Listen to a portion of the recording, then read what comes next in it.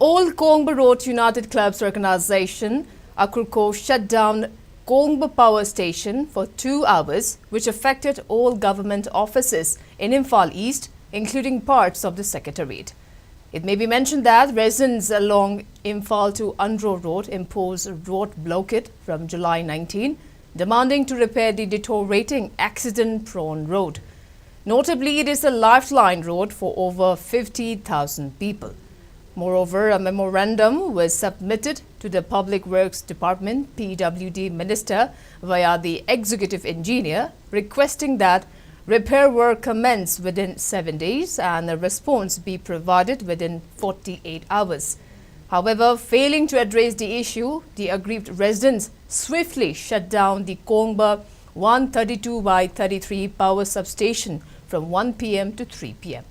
Subsequently, Deputy Commissioner of Imphal East District ordered the police to file an FIR against those responsible for the power outage. The police rushed to the Kongba 132/33 power substation and restored the power supply. Meanwhile, Thongju MLA Thongam Biswajit also visited the scene and assured to expedite the paperwork for road repairs after consulting with Chief Minister and PWD Minister. Promptly after, the protesters were called by the PWD Minister for a meeting at the Minister's official residence at 11:30 a.m. tomorrow.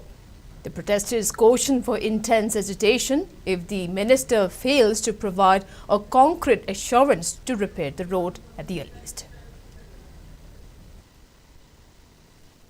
Works Minister Shri Govt Konthau Jamsu Hayeng amicable solution ama poroknaba matam khara pire har kanda mapung phana tauba aduga maraksta technical amadi official oiba procedure du loisale har kanda contractor original duna phajana makha thana thabak suanabagi preference piraga tawnanabagi warol du hayeng kano tawrani aduna aina hajaning mudi kendra amagi thangnabada leiba kai MLA ama oina aina laujaba risk ti karino haina prajana pamba khoi hujik chatpa yadriba port hole gumba karigumba singse adum ama oro di pamingi oro ai chadagi oro hayeng semani habadu mayam da commitment pijare mayam na su khedang yabire aduga lolona mayam da ina request tawjabadi local gi MLA ama oina praja mayam sida warba matam sida mitar ini ko leiba blockade torga sangaga leiba habse nungai ba thabakti natte nongju marak se da nungsa marak sida adun masi topi ro nasidagi adum horaga hujitagi horaga aduga akoi soina maki akoi sarkar ga mayak tagi honorable chief minister na tharak pamiyo amam ai commitment pijarage tawdabu nong churing de kolas thabadi yadabanina assembly ga lorap matung nungsa charak matung da somdana sarkar gi process tum jangchan ba loisana ba aduga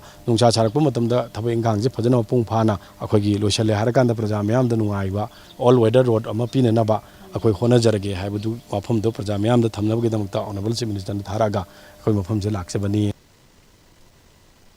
ngasi akoigi Akrudo gi association amasung maira paibi singna Kongba sub station da huji akoi mayam changdana thomjilisigi maramdi ngarang akoina Kongba bazar da akoigi meeting tawba matamda tajagi ba resolution sing ado adugi sarkar gi maikai dagi akoigi kaimba akoi response amta laktabudagi akoi makhata na ngasi se akoigi Kongba sub station asida akoi thomjin jabani aduna akoigi hauji thomjinba asida akoigi makhata na akoigi government gi side tagi akoigi kemba minister singna akoida kayumba hayang pung 12 makhai sida